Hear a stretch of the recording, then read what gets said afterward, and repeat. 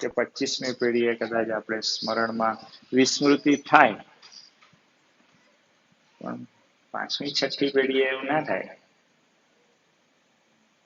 અને સ્વામીજી ભગતજી મહારાજનો વારસો તો કેવો અદભુત.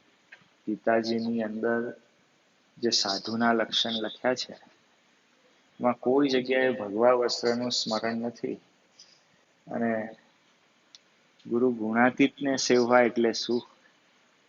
કપરો કાળ. હા સ્વામીજી, હજુ તો ભગવાન સ્વામિનારાયણ પૃથ્વી ઉપર વિદાય થયા કેટલો વખત થયો. અને સ્વામીજી એ જે અદ્ભુત આમ સેવન જે છે ને,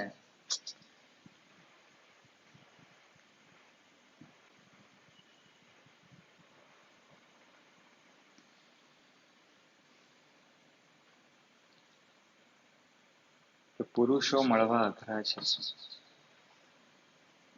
અને આમ મળી જાય ને, ઓળખાઈ જાય ને, પછી એનામાં પ્રીતિ થવી બહુ અઘરી છે.